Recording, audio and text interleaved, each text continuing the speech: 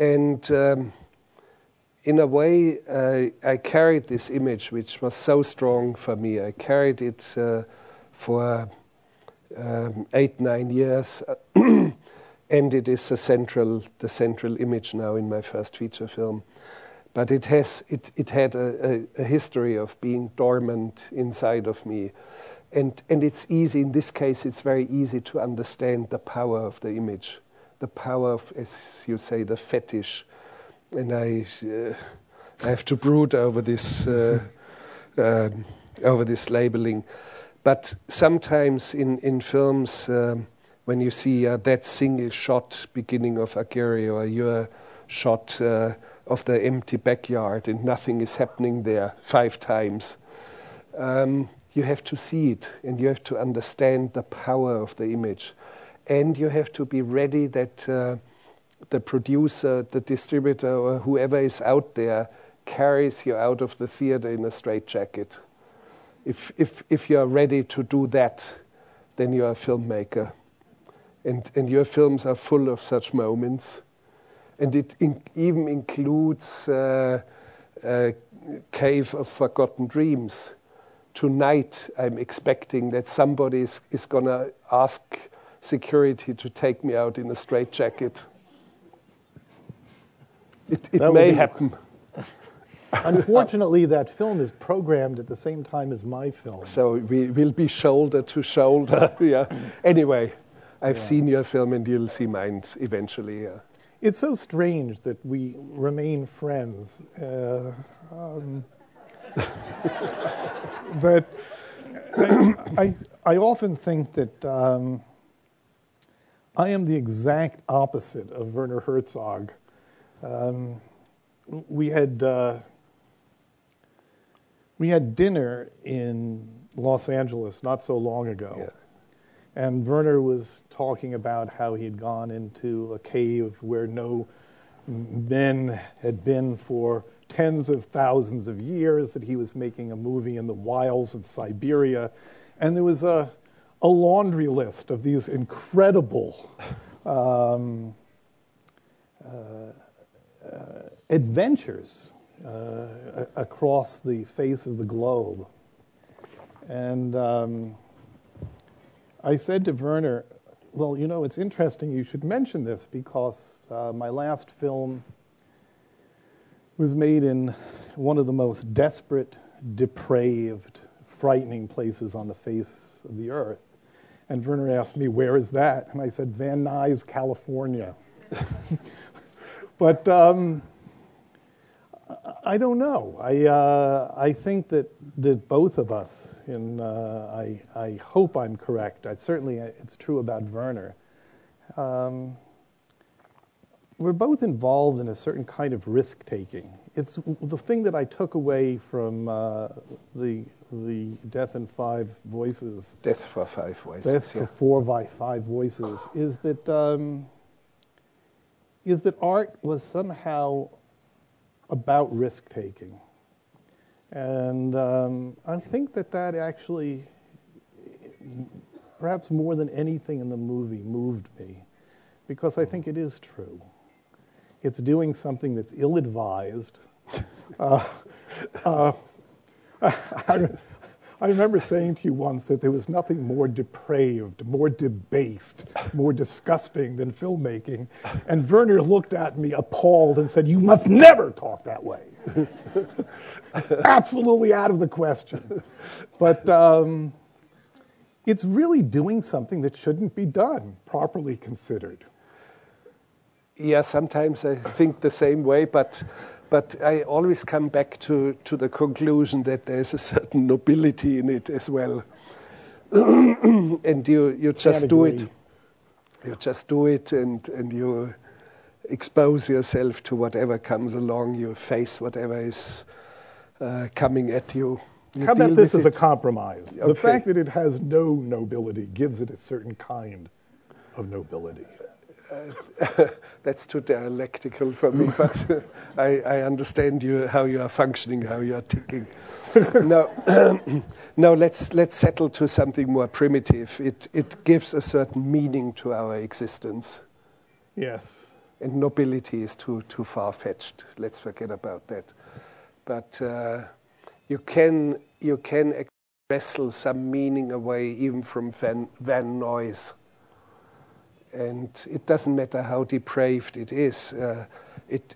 Van Noise is inhabited by humans, and you are capable to describe them. Don't go too far here. There's another, it just comes back to me, there's another line, and I believe this comes from you from 30 plus years ago. And it's a line that I often think of in the context of whatever it is that I do. That part of art is extending sympathy in places where it's never been extended before. That I believe this does come from you years ago. Could be, yeah. That part of the job of an artist is to look in places where people would not normally look, to examine people who would be passed over or ignored. And I agree with that.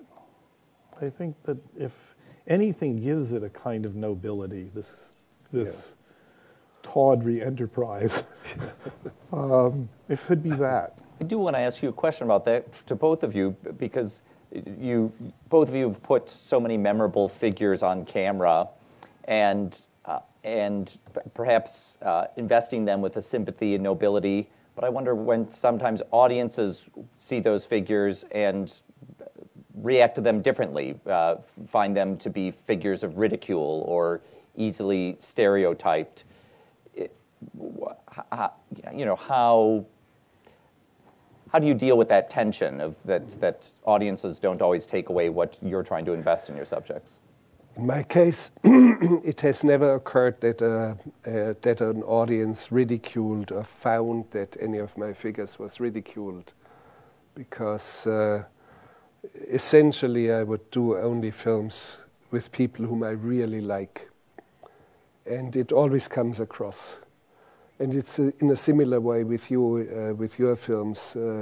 Joyce, for example, is not ridiculed, although when you look verbatim at what she says and what she has done, and so you have the feeling how strange to make a film about her, but she has a great amount of dignity, and you can tell that Errol loves her in a way to tell her story and give her the voice and give her the screen that she deserves.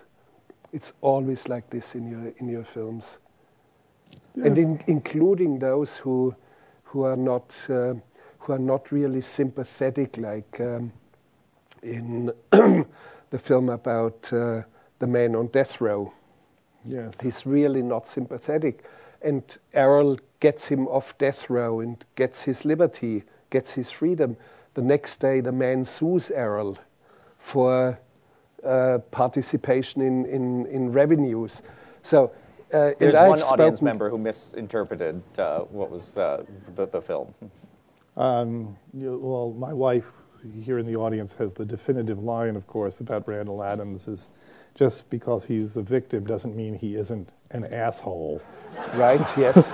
and Errol, I'm working, I've already started filming on death row, and I was in Texas, and I spoke to a young man, fairly young man, 28, who was scheduled for execution 8 days later, and he was really very articulate, a very, very kind, nice young man.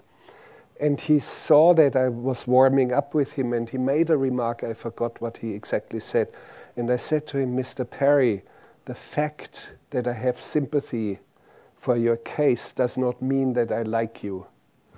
And behind this 2-inch thick glass, he just froze and looked at me and thought for a moment whether he should stop the discourse or not, and then got himself together and said, I think I understand you. So, and the same thing with you, with Adams, the man on death row. The fact that you have sympathy for the case and that you are trying to settle a question, a deeply disturbing question about justice and injustice, does not necessarily mean that you have to like him. Oh, but I did like him. And when he sued me, it really, really hurt my feelings. Yeah, I know that's a real bitter side, and it happens. But you have to have the stamina to absorb things like that. I wish the world or this man wouldn't have done it. It would have probably saved you a lot of bitter hours and sleepless nights. But in the long run, even a man like him comes across in your film in a way where you have the feeling, yes, he deserves the screen that you give him. Yeah.